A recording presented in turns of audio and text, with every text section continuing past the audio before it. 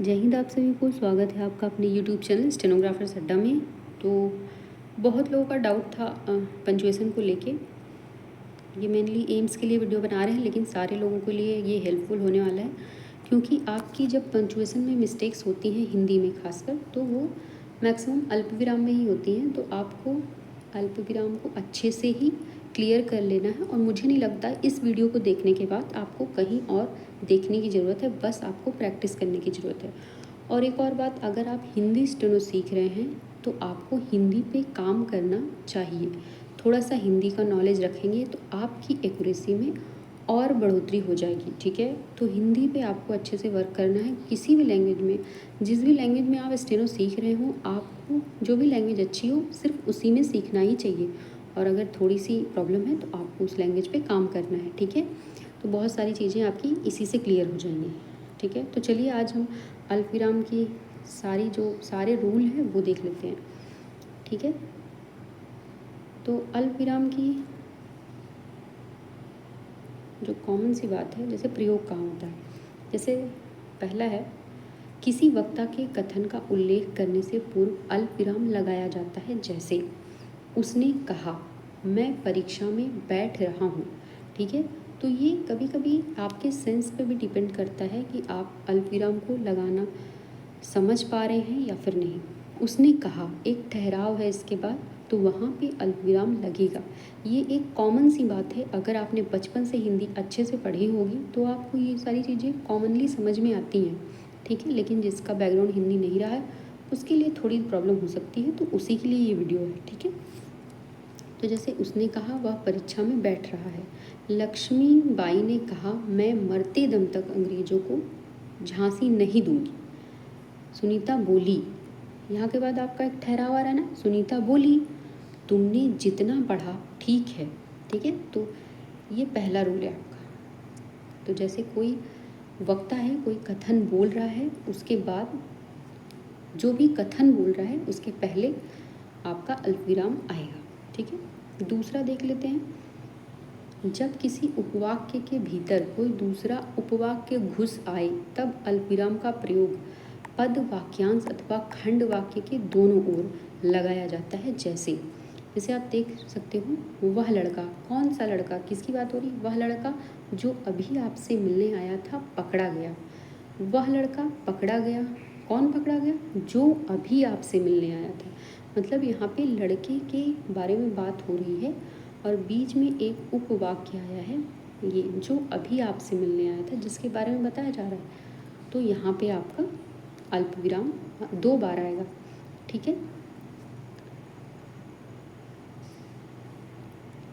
तीसरा देख लेते हैं, संबोधन अथवा हाँ नहीं सचमुच बस आदि शब्दों के बाद अल्पविराम का प्रयोग होता है। जैसे हाँ मेरा यही विचार है, हाँ के बाद एक ठहराव की स्थिति है, आप पढ़ते हुए भी देख सकते हैं, हाँ मेरा यही विचार है, तो इसके बाद अल्पविराम आएगा, ठीक है। नहीं, तुम अब वहाँ से कहीं नहीं जा सकते, ठीक है। यहाँ पे भी एक ठहराव है नहीं के बाद। मोहन, बाजार अकेले मत जाओ, ठीक है। तो आप कुछ तो अल्पविराम के कुछ रूल ऐसे हैं जो आप थोड़ा सा कॉमन सेंस या फिर अपने पढ़ने के तरीके से भी पता लगा सकते हैं, ठीक है। विशेष में क्या है ये देख लेते हैं। यदि संबोधन वाक्य के मध्य आए तो दोनों ओर अल्पविराम लगाएं। शांत रहिए मोहन जी, आप मेरी भी सुनेंगे या अपनी ही सुनाते जाएंगे। तो यहाँ पे संबोधन क्या है, मोहन जी, ठीक है। मोहन जी को संबोधन दिया जा रहा है, तो शांत रहिए मोहन जी, आप मेरी सुनोगे या अपनी ही सुनाते जाएंगे, ठीक है। तो यहाँ पे एक ठहराव का भाव आ रहा है, तो यहाँ पे आपको अल्पविराम का प्रयोग करना है, ठीक है। चौथा रूल हम देख लेते हैं, जब एक ही स्थान पर अनेक शब्द, पद, उपवाक्यांश या उपवाक्य समान दशा में आते हैं तथा उनके बीच में और लगाने की संभावना हो तो प्रत्येक के आगे अल्पविराम लगाया जाता है। जैसे अब यहाँ पे ये कॉमन सा रूल है, मुझे लगता है ये सभी को पता होगा, सीता, राम और लक्ष्मण जैसे 3 नाम या फिर कोई भी जगह है, कुछ भी आता है तो वहाँ पे अल्पविराम आएगा, ठीक है। और लास्ट में जहाँ पे और आएगा उसके पहले या बाद अल्पविराम नहीं आएगा। ठीक है, तो ये थोड़ा सा आसान रूल था, इसमें लोगों को कन्फ्यूज़न होता नहीं है। विशेष में क्या है, उपर्युक्त वाक्यों में और के पहले अल्पविराम लगाने की आवश्यकता नहीं है, जैसा मैंने आपको पहले ही बता दिया। ठीक है, और 5वां देख लेते हैं। समुच्चय बोधक इसलिए पर, परंतु, किंतु, अतः, क्योंकि, जिससे, नहीं, नहीं तो, तथापि आदि अवयवों से प्रारंभ होने वाले वाक्यों में अल्प विराम का प्रयोग होता है। मुझे लगता है सबसे ज़्यादा कन्फ्यूज़न आपको इसी रूल में होता होगा, है ना।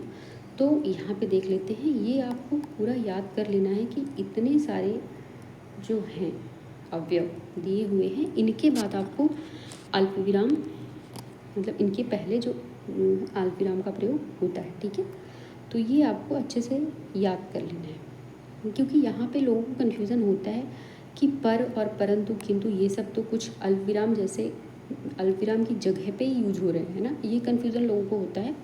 तो ये नहीं है, तो इतने वर्ड जो हैं इसको आपको अच्छे से याद रखना है। ठीक है, वह लंबी थी किंतु उसके पति की ऊंचाई कम थी। यहाँ पे वह लंबी थी के बाद एक ठहराव का भाव आ रहा है, वह लंबी थी किंतु उसके पति की ऊंचाई कम थी। तो जहाँ पे ठहराव रहेगा वहाँ पे अल्पविराम आएगा ही आएगा। ठीक है, वह ईमानदार, और एक और बात भी आप देख लो, यहाँ पे देखो, आप देखोगे कि वह ईमानदार है इसलिए झूठ नहीं बोलेगा। ठीक है, कई जगह आप न्यूज़पेपर में देखेंगे या फिर कहीं भी, तो इसलिए कि पहले अल्पविराम का यूज़ नहीं होता है ना। तो आप, ऐसा नहीं है कि हर जगह कर ही देना है। वैसे तो मैक्सिमम जो भी अच्छी मैगज़ीन या बुक होंगी वहाँ पे ये शुद्धता आपको मिलेगी, लेकिन कभी कभी ऐसा होता है कि कहीं कहीं नहीं मिलता है, तो उसको ये नहीं देख लेना है कि रूल ही गलत है, वो लिखने वाले की गलती है, क्योंकि न्यूज़पेपर जो लिख रहा है वो हिंदी का वही सर्वज्ञाता नहीं है ना। तो ये चीज़ें आपको देख लेनी है, आपने जो रूल पढ़ा है वो सही है, लेकिन लिखने वाले में वो गलती है। आप एग्ज़ाम में चैलेंज कर सकते हो अगर आपने सही पढ़ा है तो।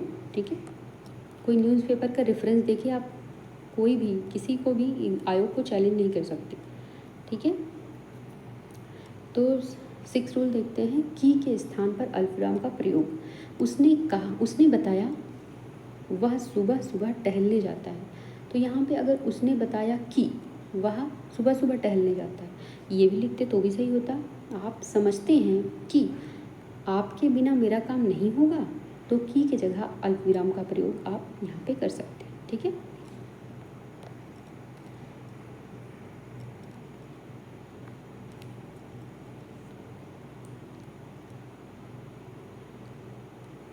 की का वाक्य में प्रयोग करके वाक्य रचना करना भी ठीक है, किंतु की के बाद अल्पविराम का प्रयोग वर्जित है। ठीक है, तो अगर आपने की का प्रयोग कर दिया तो वहाँ पे उसके बाद आप अल्पविराम नहीं यूज कर सकते हैं, क्योंकि अल्पविराम की जगह ही आप की का प्रयोग कर रहे हैं। ठीक है, तो ये आपको ध्यान रखना है, जहाँ छोटी की आएगी वहाँ पे अल्पविराम नहीं आएगा, या तो की आएगी या फिर अल्पविराम आएगा। ओके, 7वां रूल देख लेते हैं। किसी शब्द पर विशेष बल देने के लिए, जैसे कोई शब्द है जल्दी करो नहीं तो गाड़ी छूट जाएगी। ठीक है, जल्दी करो, जैसे आप इस बात पे बहुत बल दिया जा रहा है ना, तो जल्दी करो, एक ठहराव आया, नहीं तो गाड़ी छूट जाएगी। ठीक है, भागो मत रुको। अब यहाँ पे अगर यहाँ पे अल्पविराम आ जाता तो इसका पूरा पूरा भाव बदल जाता, भागो मत रुको, लेकिन यहाँ पे क्या है, भागो मत रुको। ठीक है, तो अल्पविराम से भाव पूरा शब्द का चेंज हो जाता है। ठीक है, 8वां रूल देख लेते हैं। शोक अथवा विस्मयादिबोधक के पश्चात, अरे यह क्या हो गया। यहाँ पे आपको बहुत ज़्यादा कन्फ्यूज़न नहीं होने वाला है, क्योंकि संबोधन और ये सारी चीज़ें लोगों को नॉर्मली पता होती हैं, तो ये आप देख सकते हो, इसमें कोई ऐसा याद रखने वाली चीज़ नहीं है। यहाँ पे भी एक याद रखने वाला है आपके लिए, 9 नंबर जो रूल है, ये आप देखो यहाँ पे, यह वह तब तो जब अब वहाँ लुप्त हो अल्पविराम का प्रयोग होता है। जहाँ पे ये इतने वाक्य लुप्त हो, है ना, तो वहाँ पे अल्पविराम का प्रयोग होगा, या तो ये वाक्य आएंगे या फिर अल्पविराम, दोनों में से एक ही आएगा। ठीक है, मनुष्य जो कुछ करता है अपने स्वार्थ के लिए करता है। तो यहाँ पे अगर मनुष्य, यहाँ पे अल्पविराम की जगह अगर वह आता तो भी पढ़ो आप। मनुष्य जो कुछ करता है वह अपने स्वार्थ के लिए करता है, तब भी शब्द सेंटेंस पूर्ण था। ठीक है, तो ऐसे यहाँ पे इन शब्दों का लोप होगा तो वहाँ पे अल्पविराम आ जाएगा। ठीक है, आप सारे एग्जाम्पल्स देख सकते हो, रूल 10 पढ़ते रहें। इसका PDF भी आपको टेलीग्राम ग्रुप में मिल जाएगा, तो आप आराम से डिटेल से बाद में भी इसको देख सकते हैं।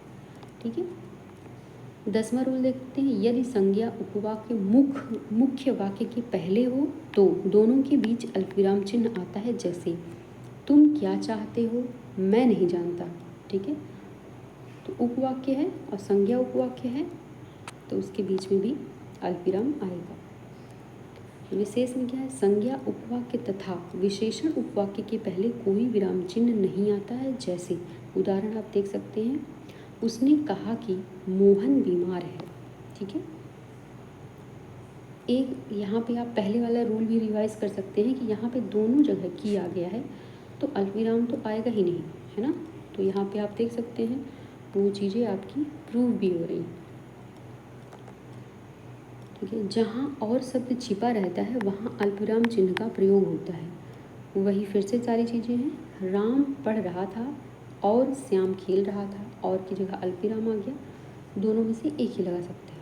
ठीक है, योजक का लोभ दिखाने के लिए मैं आया, वह आया, मैं गया। ठीक है, तो यहाँ पे योजक का लोभ दिखाने के लिए भी अल्पविराम का प्रयोग होता है। ठीक है, 13 नंबर देख लेते हैं। नाम उपाधि स्थान के बीच में, ये भी आपको पता होगा।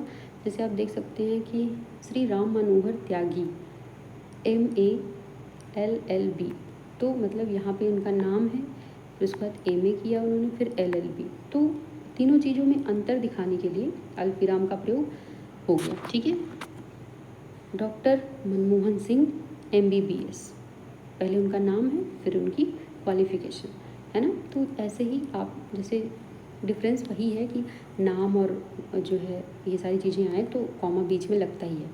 ठीक है, ये तो आपको, ये रूल मुझे लगता है इतना टफ नहीं, ये आपको पता ही होगा पहले से। ठीक है, दिनांक, ये भी एक कॉमन गलतियाँ जो हम लोग करते हैं। दिनांक तथा माह के पश्चात किंतु सन या संवत से पूर्व, जैसे यहाँ पे 15 अगस्त है तो यहाँ पे हम कॉमा लगाना भूल जाते हैं क्योंकि हमारी आदत में नहीं है ना। तो 15 अगस्त 1948 अगर दोनों लिख रहे हैं तो 15 अगस्त फिर 1948 के पहले कॉमा लगेगा सन में। ठीक है, तो ये आपको ध्यान रखना है। जैसे यहाँ पे भी देख सकते हैं, वैशाख अलग है, कृष्ण पक्ष की बात हो रही है और संवत की बात अलग हो रही है, तो तीनों में कॉमा आएगा। ठीक है, पत्र के अंत में जैसे भवदीय, भवदी या आपका आदि के बाद ये लगाते हैं, तो ये नॉर्मल सी बात है, ये सारे लोगों को पता है। लिफाफे पर पता लिखने में और जैसे वही चीज़ है, फिर से जब नाम और ये सारी चीज़ें आती हैं तो आपको पता है कि वहाँ पे लगाना ही है। मेनली कन्फ्यूज़न आपका किंतु परंतु इन सब के बाद लगाना है, लेकिन ये सारी चीज़ें के बाद अल्पविराम आता है, पहले आता है, कैसे आता है, ये सारी चीज़ें कन्फ्यूज़न लोगों में रहता है। हिंदी में पुनरावृत्ति कथन की प्रवृत्ति है, अतः जहाँ शब्दों वाक्यांशों की पुनरावृत्ति हो वहाँ अल्पविराम का प्रयोग होता है। जैसे चलो चलो, भाग चलो यहाँ से, क्या करता, क्या ना करता। ठीक है, तो इन जैसे यहाँ पे बार बार इसकी पुनरावृत्ति हो रही है तो ये सारी चीज़ें शब्दों के बाद भी कॉमा आएगा। कॉमन सा रूल है, इसमें कुछ ऐसा बहुत टफ नहीं है। हज़ार लाख आज संख्या के पहले, ये तो आपने मैथ में पढ़ा ही होगा कि कहाँ पे कॉमा लगता है, कैसे लगता है, तो इसमें मुझे लगता है कुछ बताने की ज़रूरत नहीं है।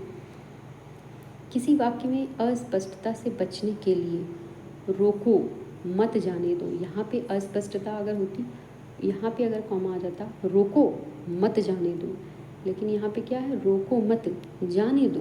तो यहाँ पे शब्दों का आप देख सकते हैं कि अल्पविराम का कितना महत्व है कि शब्दों का पूरा अर्थ का अनर्थ भी हो सकता है। ठीक है, विशेष में देख लेते हैं। ऊपर दिए गए प्रथम वाक्य और दूसरे वाक्य में अलग अलग स्थान पर लगे अल्पविराम अलग अलग अर्थ दे रहे हैं। वही जो मैंने आपको बताया कि अर्थ का अनर्थ होने वाला बात।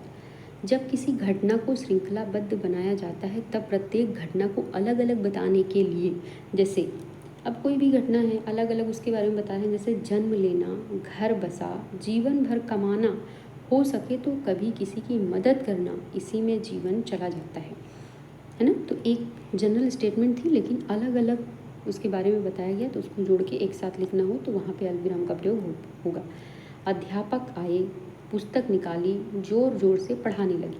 ठीक है, तो इसमें 3 सेंटेंस को जोड़ दिया है, तो घटना है, एक घटना की तरह उसको बताया जा रहा है, तो अलग अलग घटना को जोड़ के उसमें अल्पविराम बीच में आएगा।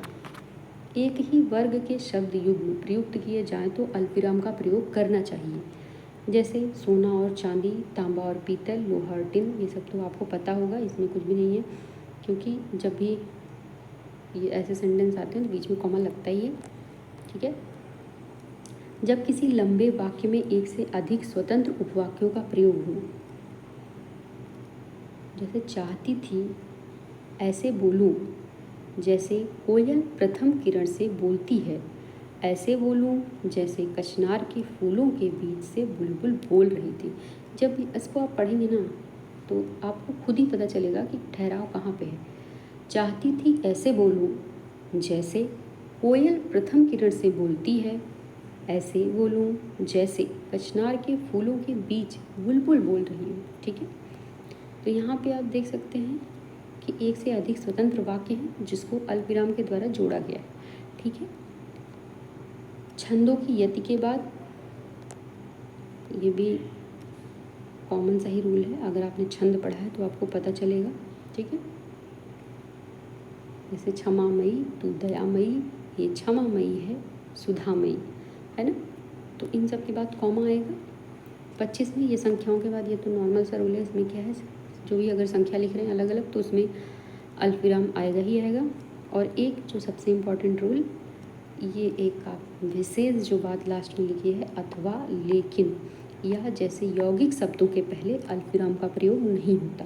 तो जो आपका डाउट सबसे बड़ा होता है कि लेकिन के पहले अल्पविराम का प्रयोग होता है या नहीं होता, तो आपको इस चीज़ को क्लियर रखना है कि अथवा ये लेकिन जैसे जो यौगिक शब्द होते हैं उनके साथ अल्पविराम का प्रयोग नहीं होता है। ठीक है, तो मुझे लगता है अल्पविराम से रिलेटेड आपके सारे डाउट दूर हो गए होंगे। और इस वीडियो को देखने के बाद आपको PDF आपको इसी मतलब डिस्क्रिप्शन में लिंक दिया होगा टेलीग्राम चैनल का, वहाँ पे ये PDF अपलोड कर देंगे, तो आप लोग इसको वीडियो देखने के बाद 1-2 बार खुद से पढ़ लेंगे, आपका अल्पविराम का सारा डाउट दूर हो जाएगा। ठीक है, अगर आपको, मैंने पहली बार किसी चीज़ के टॉपिक पे वीडियो बनाई है, अगर आपको वीडियो अच्छा लगा हो तो आप कमेंट में फीडबैक दे सकते हैं, जो सही है या फिर गलत है, जो भी जेन्युइन हो, क्योंकि ठीक है, तो जिससे थोड़ा सा इम्प्रूवमेंट हम खुद में करेंगे, आप अपने में करेंगे। ओके, और अच्छा लगा हो तो दोस्तों के साथ शेयर करेंगे। चलिए ठीक है, मिलते हैं फिर नेक्स्ट वीडियो में। Okay, thank you.